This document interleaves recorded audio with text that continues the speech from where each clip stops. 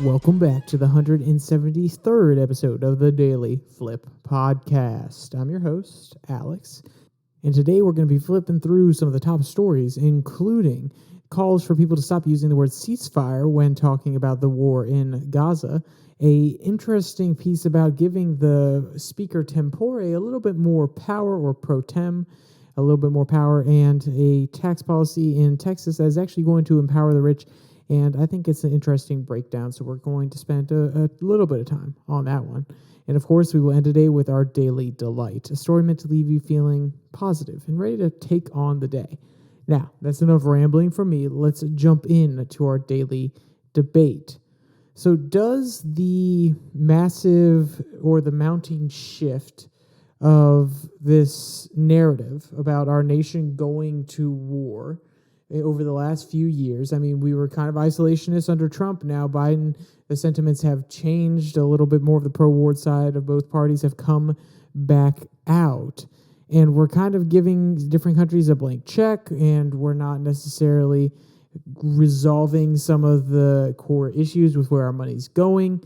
So is this return, this shift back to a nation at war mindset, a nation around the world protecting democracy, is that something that you're in favor of seeing, not in favor of seeing? What implications do you think it has? I'd love to hear everybody's opinions. Throw them down there in the comment section.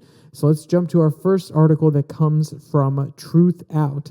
Amid Gaza war, U.S. officials told not to use words like ceasefire or de-escalation. So obviously there have been calls from one side of the aisle to stop saying that ceasefire as a term, or using that term, is okay. Calling for a ceasefire after a morally outrageous attack by Gaza is practically saying, yes, you can murder our citizens, and then we're just going to sit back and do nothing. That is the argument that has come from one side. And the other side is saying, well, we don't want to have Israel responding in kind and possibly hurting more civilians, which will be even more morally atrocious. So yes, there should be a ceasefire. And there's calls from all over that are even more varied than those, but those are two of the extremes. And this article wants to deep dive into what's going on, why these calls are coming out, and maybe the ideology behind them a little bit, and maybe criticize them, because obviously Truth Out comes from one side of the aisle. They're probably more in favor of Palestine in general, not speaking for all their writers, but if you had to take a poll, I would say a majority of their writers are probably a little bit more pro-Palestine, so you know that it's going to lean one way. So here's what's going on. Quote, as Israel on Friday bombarded civilians in Gaza and prepared for a ground invasion in response to Hamas's recent attack, U.S. State Department leadership reportedly instructed officials not to publicly use some terms that would advocate for less violence.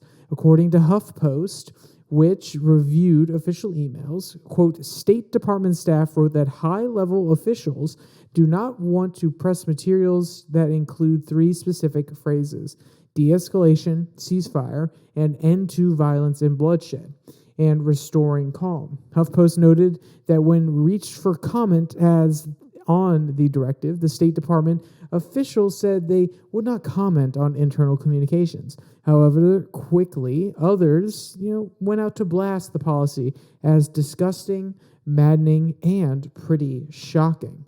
So there is this idea that if you call for a ceasefire, if you call for an end to the bloodshed, then you are siding with Palestine. You are saying that the actions of the Israeli people, the Israeli government, the IDF, they are not justified.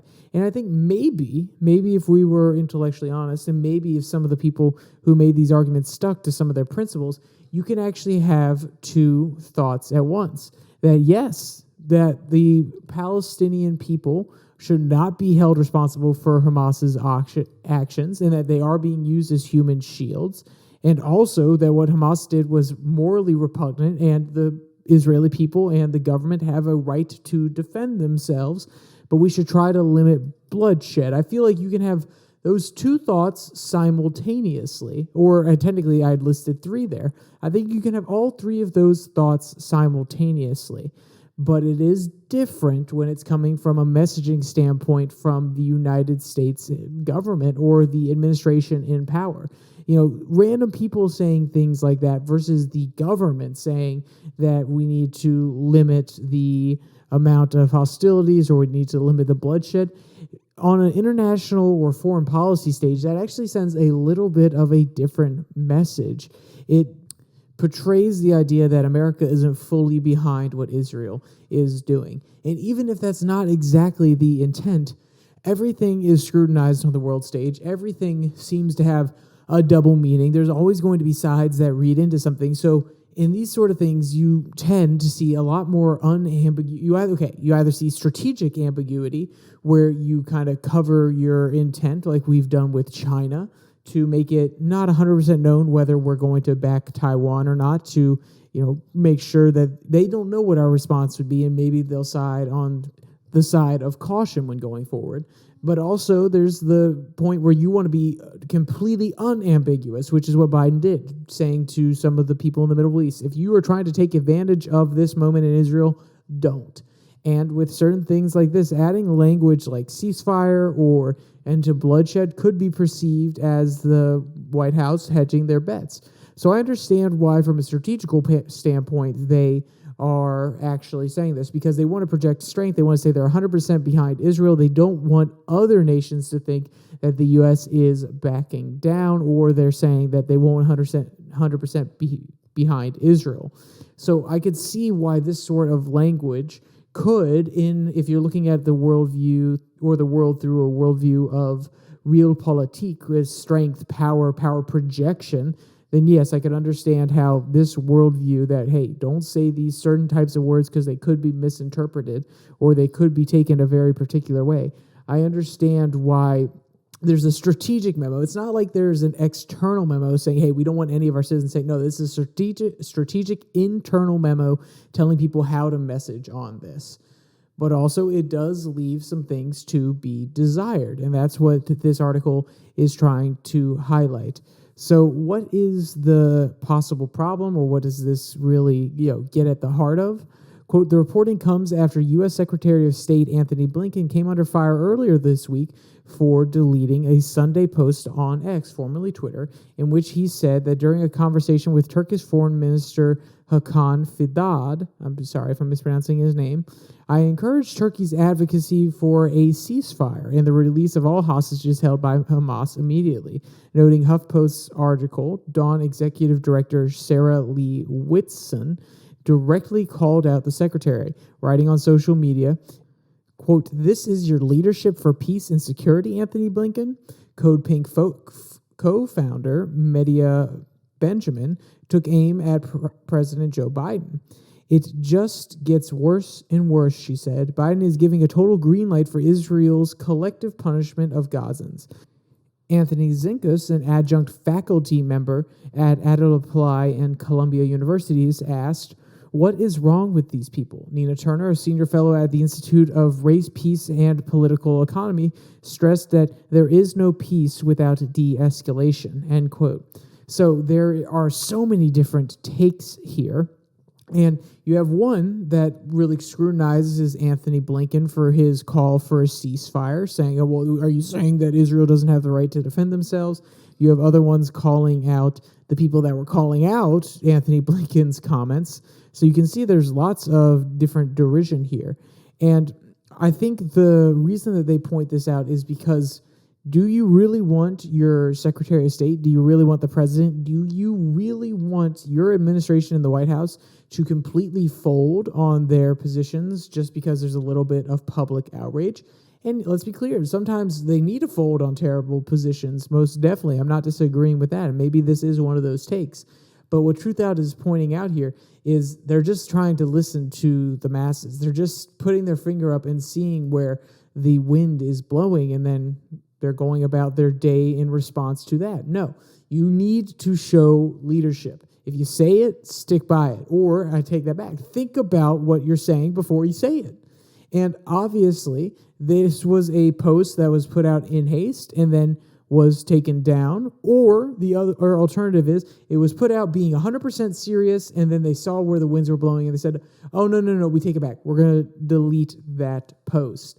And that's where I find it completely outrageous. If this is a pure response to public opinion, then no, I don't like it.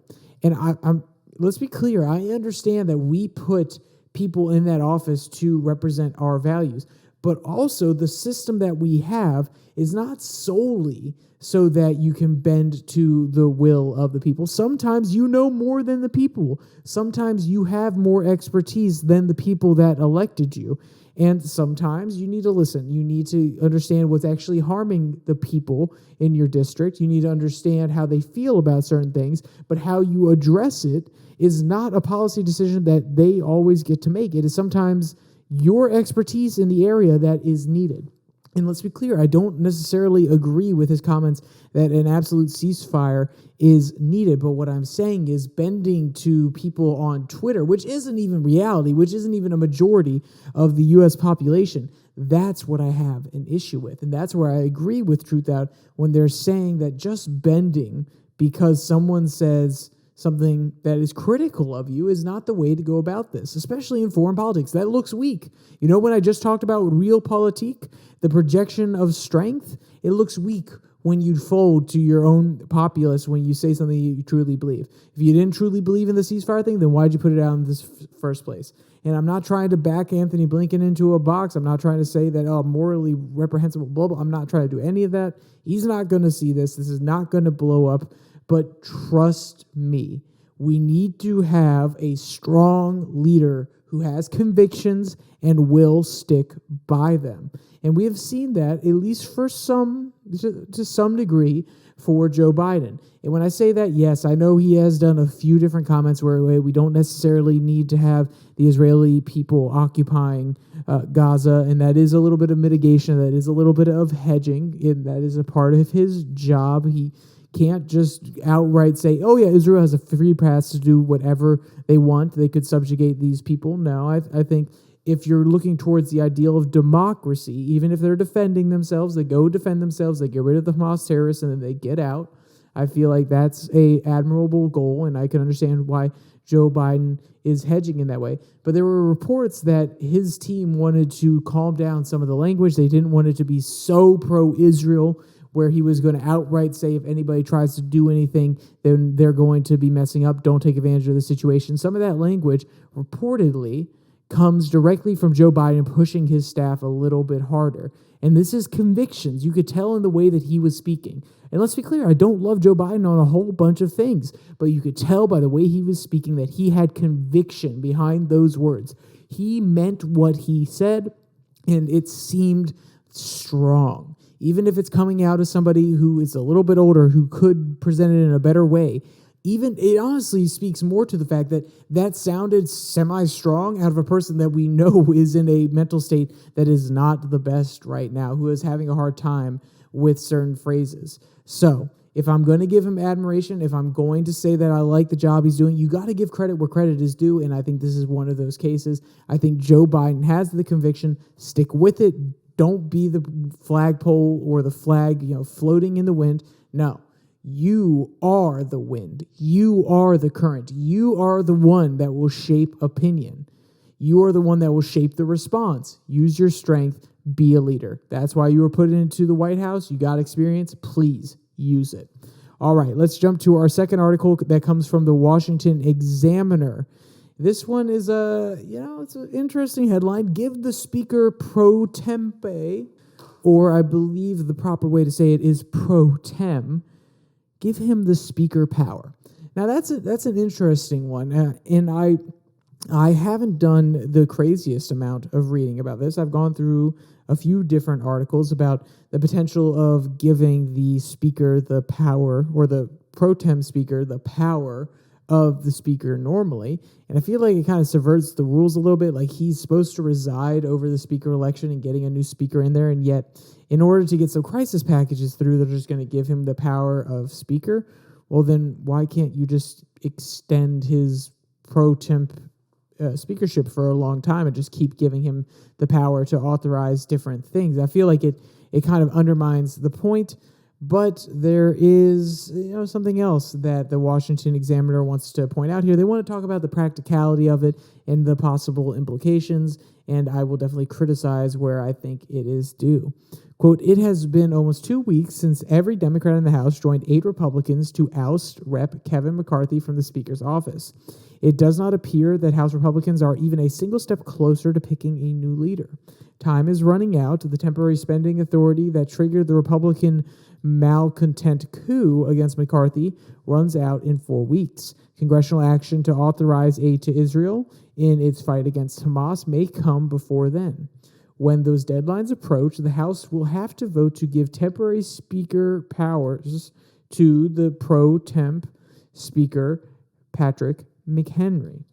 Why not just vote to give McHenry those powers now until someone in the Republican Party conference can find the 217 votes needed to become Speaker?" End quote. The reason I have a issue with this way of going about it is, one, it violates precedent. I mean, there are people that argue that, yes, the temporary speaker can do more than just sit there and be a figurehead. But one, it violates precedent. Two, it opens the door to the same thing being done on the opposite side of the aisle. When we violate the rules of the House, or one side does it and the other side ends up taking advantage, and let's be clear, I don't care which side does it. It's just not okay. If you have one side and the filibuster, the other side's going to take advantage of it, then it's going to become a political tool. Just don't. Okay, go through the process, elect a new speaker. And yes, I understand there's going to be a crisis coming. There's going to be a shutdown coming. The need to put in some funding for Israel versus Hamas, that's definitely going to be important. But if it is so pressing, it is so important, use it as motivation, use it as a rallying cry to get behind a actual speaker. And I know, it seems like not a big deal. Like, oh, just give them the temporary power. But I ask you this. If you're able to just give a speaker temporary power, then what is to say in the future when somebody is ousted and they appoint a pro tem speaker, and then the caucus or the conference can't come to a decision in order to replace the speaker that they just kicked out of there, then that pro tem speaker has all the powers of a speaker. They can just go about the business without having the conference actually decide on somebody. No. You need an actual leader. You need a leader that everybody's going to agree to, that one person who is actually going to hold things together is actually liable to the entire party, rather than being someone that was just appointed to fulfill the job, and therefore they could just fulfill their agenda because they don't have to negotiate with everybody. They don't have to be up for a vacation. And when I say that, they don't have to be up to be vacated because they were just appointed. Giving these pro tem powers, even though it's a rare situation, as we've seen, since it's the first time that a House Speaker has been vacated. But guess what? Normally when the rules are broken, normally when there's that first time, it happens a lot afterwards. And especially in this era where you have populists, where you have progressives, where you have mainstreamers, mainline Republicans, Democrats, you're seeing a lot more division, and it could become a lot more popular, and it could become a lot more necessary. So no, put the rules back in place. Make sure you already violated one norm. Don't violate another norm.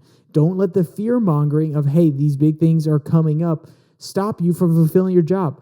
Get somebody in that office that you can all agree upon, that you can get some concessions out of, that can actually work with everybody in the party. It looks like Jordan might be that guy here soon, but he still doesn't seem to have the votes. At least that's what some insider talk seems to be betraying. And no, when I say insider talk, not me getting the insider talk, the chit-chat that's coming across on different podcasts and different news sites that have a few different insiders there on the Hill.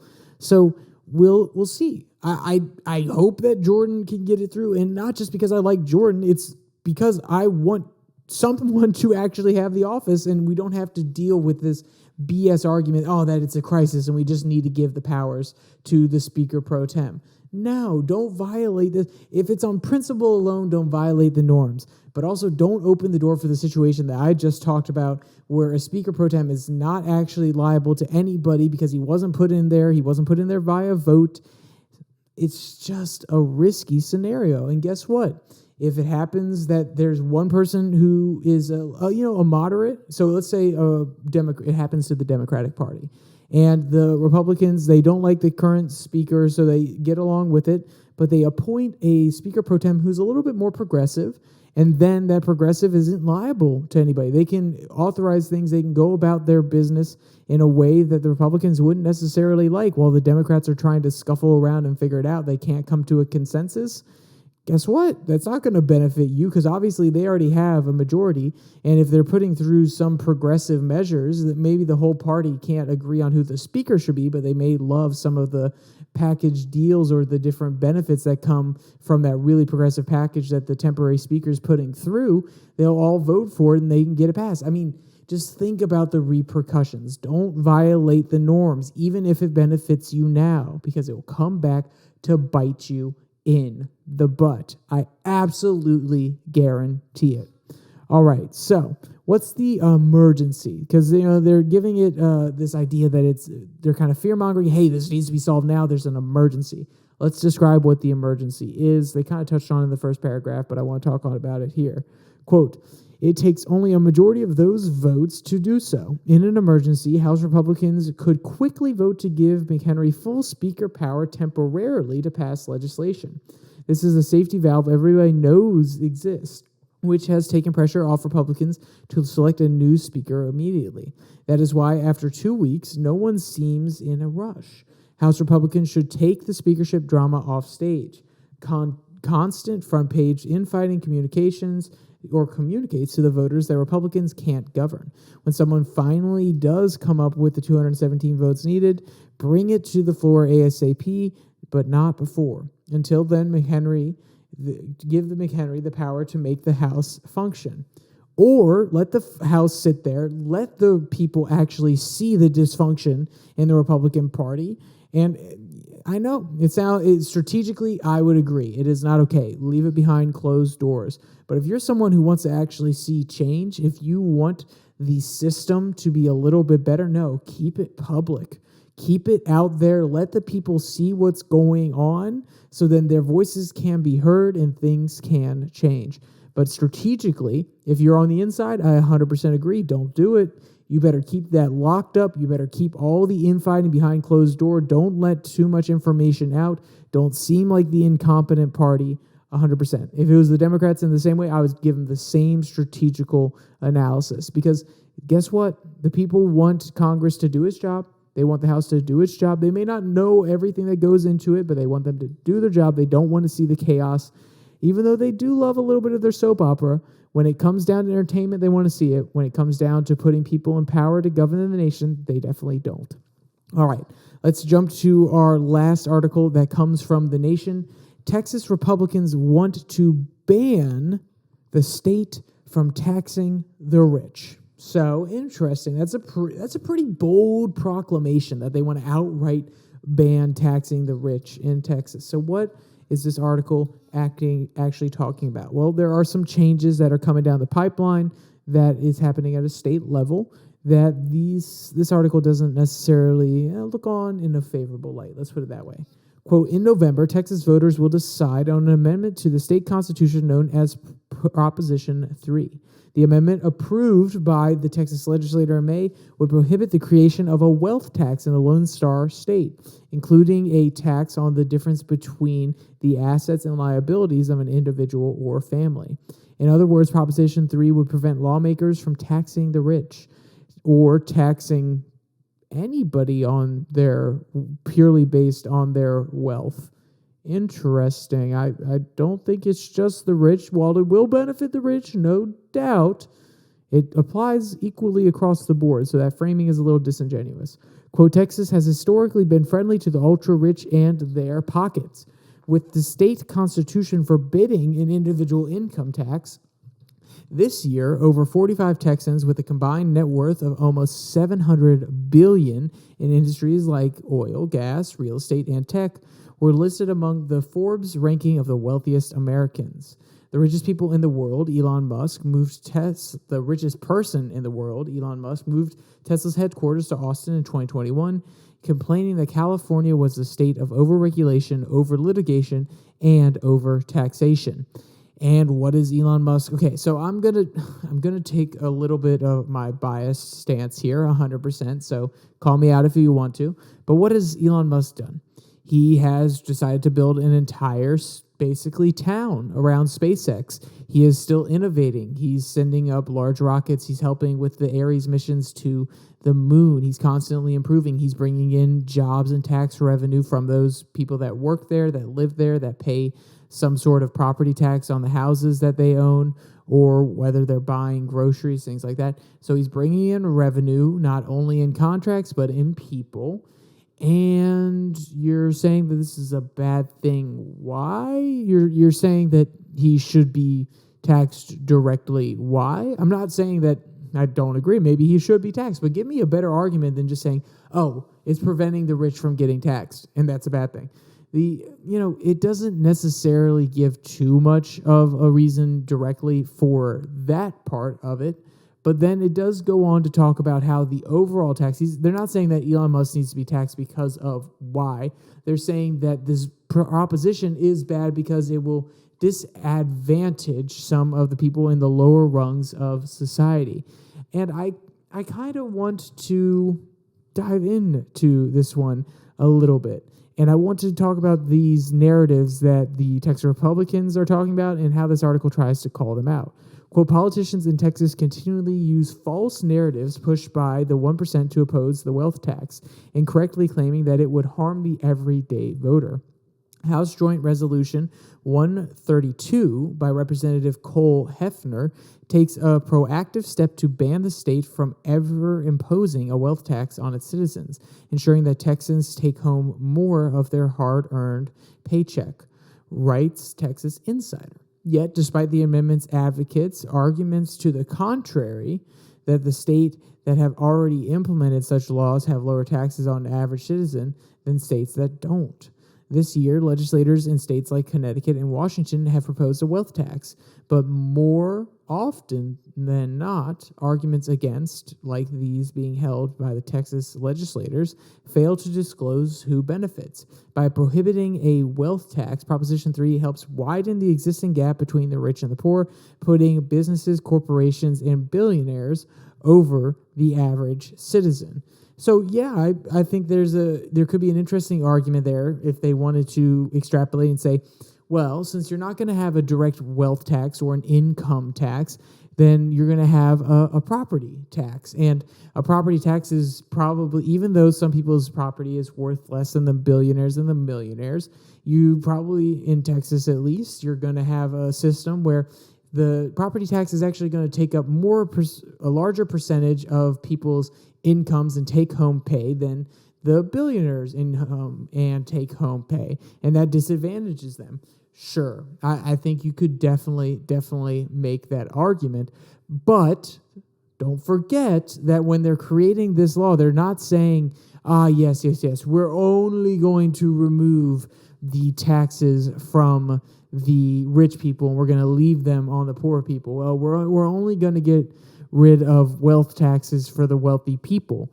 It also affects the younger people as well. They're not going to create a progressive system where as you start to move up the ladder, you're going to get taxed more. Whether you agree or disagree with that, it is under the law, it is a totally equal proposition. So to pretend as though that this bill itself is going to affect one group a different way is not a lie. But to present it as simply having the benefit only for the rich people is not true. Its intent is to help everybody and to be equal across the board in how it is going to be implemented. Now, are the effects going to be different? Yes, but that is how everything is. Because if you made a law that mitigates every single side effect for every different group, you are going to spend so much time going into minutia that it's practically going to be hell for anybody to actually put that out and enforce it. All right, let's jump to our final article, The Daily Delight, that comes from News 18. Cats try to catch pigeon. What happened next will make you laugh. So, cats, they kind of lose their edge a little bit when they've been inside for too long, when they've, been in the urban areas and it's not necessarily a good thing for them. I mean, great for domesticated cats, but, for their hunting abilities, not necessarily. Quote, cats are known for their curious and mischievous nature. This behavior often lands them in trouble, but their hilarious actions never fail to make us laugh. It is not new that cats prey on birds, and in cities, it is mostly pigeons, as they are a common sight. Recently, a video of a group of cats eyeing a pigeon is doing the rounds on social media.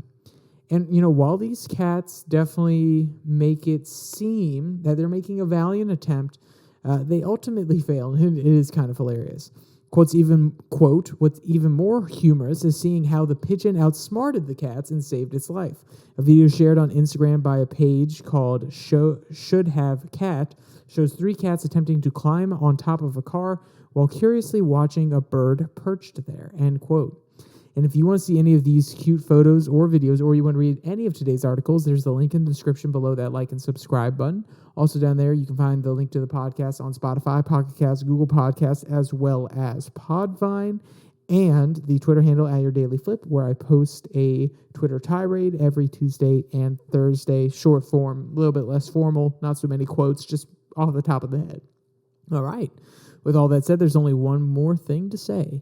Stay safe. Don't die.